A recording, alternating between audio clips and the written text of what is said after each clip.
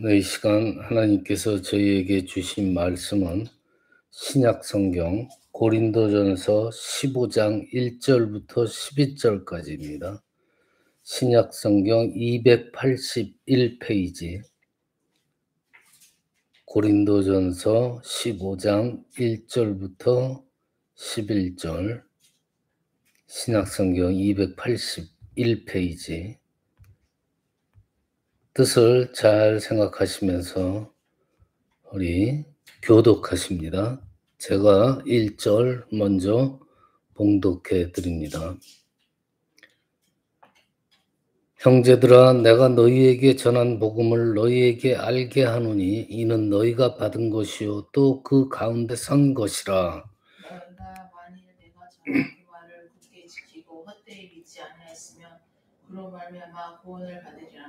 내가 받은 것을 먼저 너희에게 전하였노니 이는 성경대로 그리스도께서 우리 죄를 위하여 죽으시고 장사지는 바 되셨다가 성경대로 사흘 만에 다시 살아나사 게바에게 보이시고 후에 12 제자에게와 그 후에 500여 형제에게 일시에 보이셨나니 그 중에 지금까지 대다수는 살아있고 어떤 사람들은 잠들었으며 그 후에 야고보에게 보이셨으며 그 후에 모든 사도에게와 맨 나중에 만삭되지 못하여 남자 같은 데에게도 보이셨느니라. 나는 사도 중에 가장 작은 자라. 나는 하나님의 교회를 박해하였으므로 사도라 칭함받기를 감당하지 못할 자니라. 그러나 내가 나된 것은 하나님의 은혜로 된 것이니 내게 주신 그의 은혜가 헛되지 아니하여 내가 모든 사도보다 더 많이 수고하였으나 내가 한 것이 아니요 오직 나와 함께 하신 하나님의 은혜로다. 함께 봉독하십니다. 그러므로 나나 그들이나 이같이 전파하며 너희도 이같이 믿었느니라. 아멘. 네, 오늘은 부활주일입니다. 2000년 전에 일어난 그리스도의 부활이 그리고 그의 제자들이 살았던 부활의 삶, 이런 것들이 어떻게 2000년이 지난 오늘날 우리에게 의미를 가질까? 도대체 어떤 의미를 가지는 거예요? 도대체 그리스도의 부활 사건이 오늘 나와 어떤 연관성이 있다는 말인가? 그것에 대해서 오늘 세 가지로 간단하게 요약을 해드리겠습니다. 첫째로 예수님의 부활이라는 것은 하나님께서 우리를 용서하셨다는 것을 확신을 줍니다, 우리한테. 예수님의 부활이라는 게. 자, 예수님이 십자가에 달려서 죽으신 후에 제자들은 어땠어요? 아주 많은 괴로움에 붙들려 있었어요. 그리고 두려움에 있었고. 이 제자들은요, 예수님을 그냥 사지에 버려두고 자기들만 살겠다고 주랭랑친 거예요. 그래서 그 뒤에 죄책감도 있었고 또 두려움도 있었고, 그래가지고 이 예수님의 제자들이 믿음도 긴가민가해졌고 완전히 그 정신적으로 불안정한 상태로 계속 있는 상황이에요. 그러면서 성경에 보면은 갈릴리 호숫가에 숯불을 펴놓고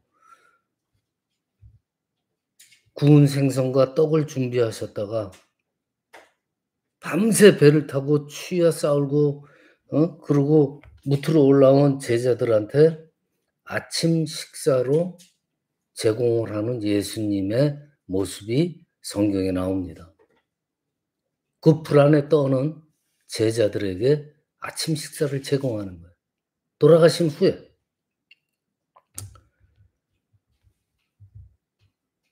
제일 믿음의 제자로서 큰 소리 치고 다녔던, 또 결국에는 그래도 제자들과 함께 도망을 쳤던 베드로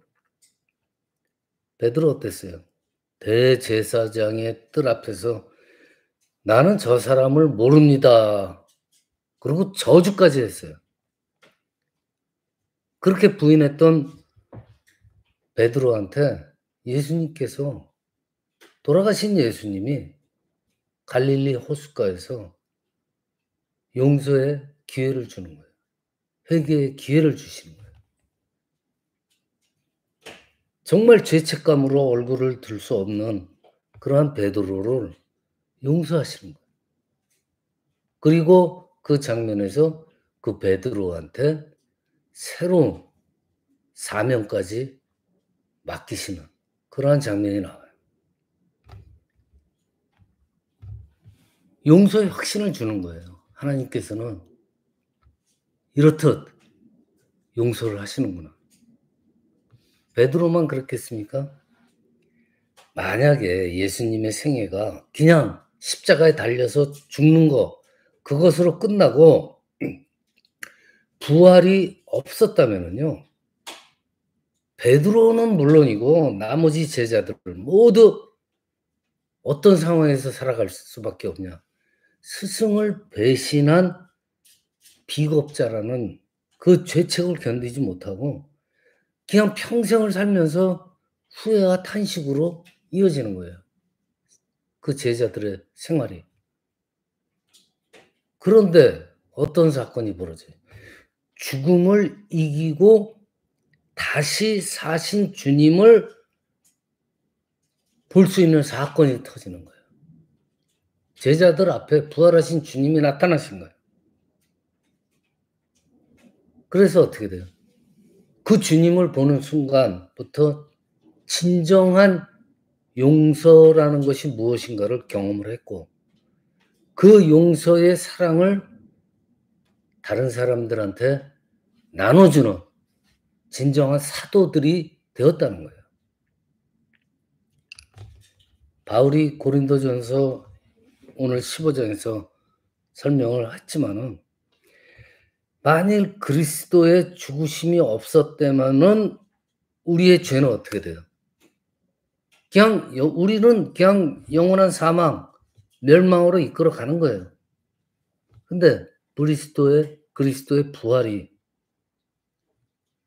죄에 삭힌 사망, 이것을 이기게 해 주신 거예요.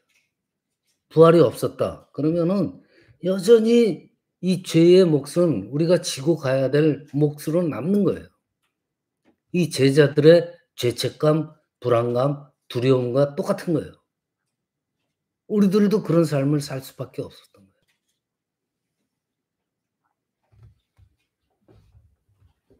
그러면서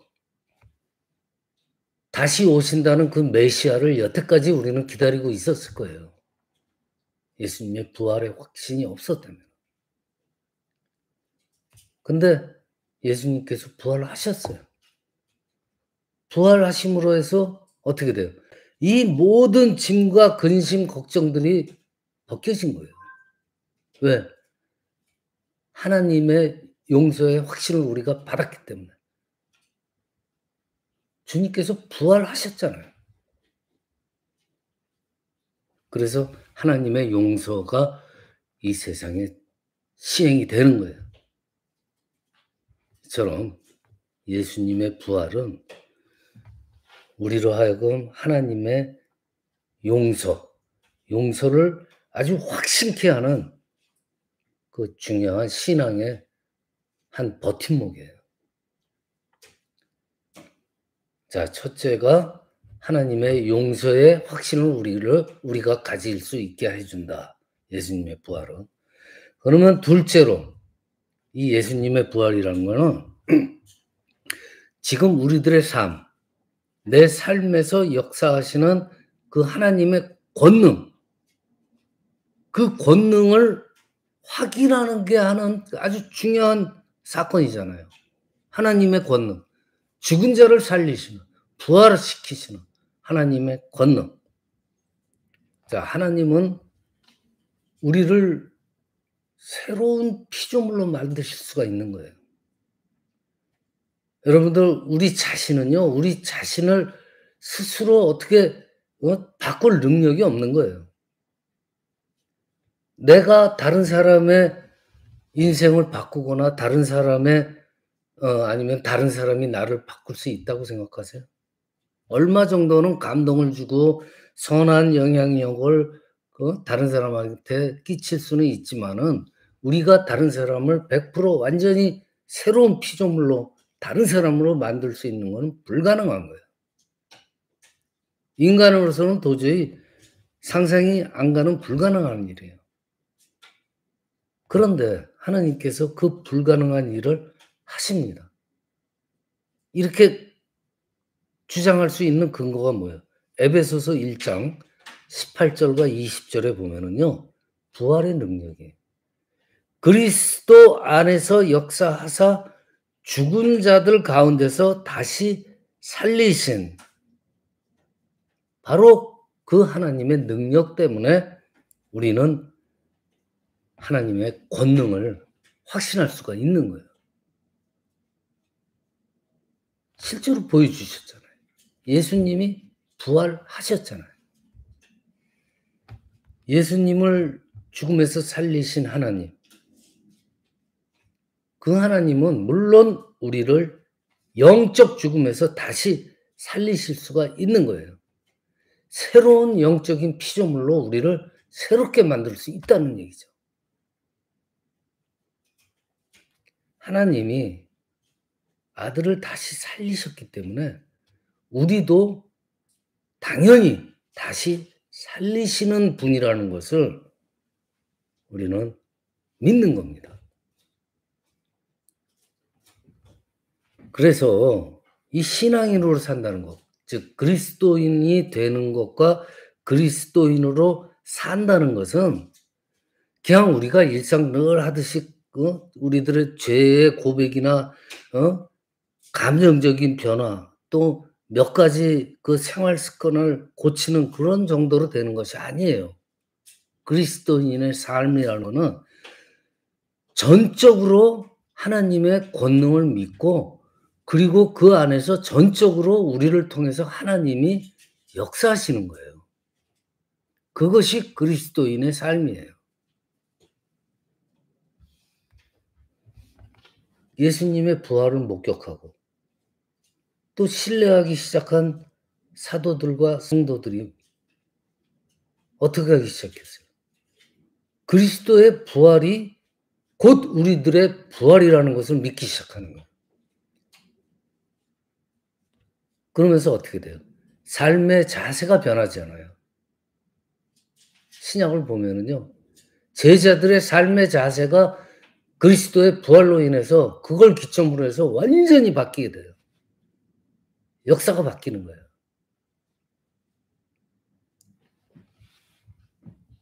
이 세상의 어떠한 핍박과 또 나에게 다가올 앞으로의 죽음 이런 것들도요.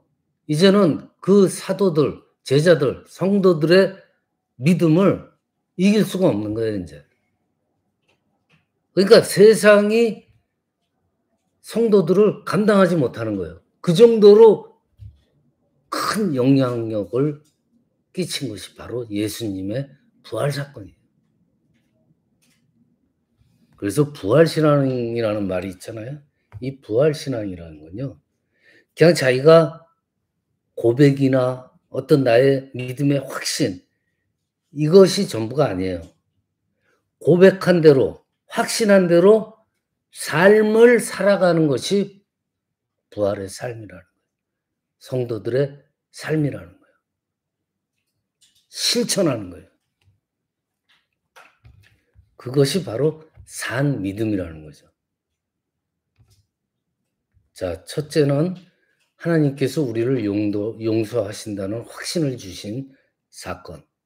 그 둘째로는 하나님의 권능이 역사하시는구나, 일하고 계시는구나 하는 확신을 주는 사건. 자, 이제 셋째로 그리스도의 부활이라는 건요. 승리예요. 이겼잖아요. 부활하셔서 죽음의 권세를 이겼잖아요. 여러분들 이 세상에 수천 수만 가지의 종교가 있을 거예요. 많은 신학자들이 얘기합니다. 그 많은 종교 중에 죽음을 이긴, 죽음을 초월한 종교는 예수 그리스도밖에 없대요. 그래서 죽음을 두려워하지 않게 되는 거예요. 그게 뭐예요? 승리라는 거예요. 죽음을 이겼다. 죽음을 뛰어넘은 거예요. 그것이 세 번째 그리스도 부활의 의미입니다. 여러분들 현대 과학이 얼마나 발달되어 있어요. 그리고 수많은 철학적 개념이나 이념들이 얼마나 많이 나와요. 나름대로 인류 사회 발전과 미래에 대한 어떤 청사진을 제시를 하고 있어요. 그렇지만 봐봐요. 언제나 불완전하잖아요. 그리고 허구점이 여기저기서 터져 나오잖아요. 아무리 발달된 과학이라도. 그러나 이 예수님의 부활을 믿는 그리스도인들은 어때요? 마음속에. 그러한 이 현 세대 속에서 어떻게 살아가요? 미래에 대해서 확신을 가질 수가 있잖아요. 나의 미래에 대해서 확신이 쓰잖아요. 바로 그 소망 가운데 사는 것이 우리 신앙인들이에요. 예를 들면은 드론이 인제 뭐 택시로 된다고 그러잖아요. 그러면 그 드론에 대한 확신이 100% 우리가 가질 수 있어요? 분명히 떴다가 떨어져서 죽는 사람이 나올 거예요. 아무리 과학이 발전이 돼도. 그건 100%가 아니에요. 우리가 확신할 수 없는 거예요. 항상 허구성을 가지고 그냥 우리가 따라가는 것뿐이지. 그렇지만 그리스도의 부활은 뭘 줬어요? 우리한테 영원한 생명이라는, 죽음을 이길 수 있는 승리를 확신할 수 있는 증거를 보여주신 거예요. 그러니까 이거는 하늘에 떠다니는 드론 택시의 믿음과는 틀린 거예요. 현대 과학과는 틀린 거죠. 그 소망 가운데 우리는 확신을 가지고 산다. 이것이 바로 그리스도인들이 부활 신앙을 갖는 그 버팀목이 되는 거예요. 그리스도가 없는 사람들, 보편적으로 보면 죽음을 두려워하잖아요. 여러분들 인제 나이가 들다 보면은요, 50이 넘어가면서부터는 죽음이라는 것에 대해서 많이 접하게 돼요. 그렇잖아요. 그러면서 보면은요, 진정으로 믿는 분들은 돌아가실 때 얼굴 표정이 틀려요. 그리고 믿는다고 하면서도 마음에 확신이 없는 분들은 돌아가실 때 얼굴에 분명히 나옵니다.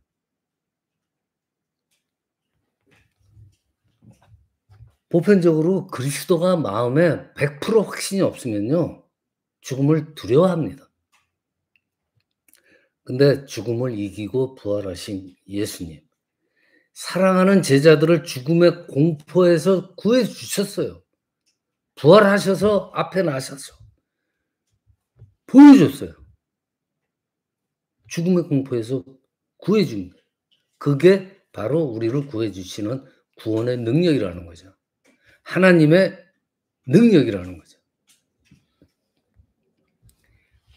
예수님의 부활이라는 건요, 일단 하나님께서 시작하신 일을 결국 완성하시는 하나님이라는 걸 보여주신 거예요.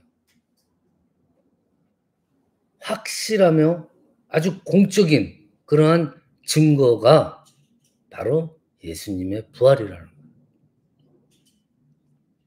거예요. 베드로전서 1장 3절에서 말한 것처럼요, 하나님께서는 예수 그리스도를 죽은 자 가운데서 부활하게 하심으로 말미암아 우리를 거듭나게 하사 산 소망에 있게 하신다 그랬어요. 예수 그리스도를 부활하게 하신 하나님께서 우리를 새로운 피조물로 다시 만드는 거예요. 다시 우리를 만드시고, 뭐라 그랬어요? 그러면서 영원한 소망이 있게 만드신 거예요.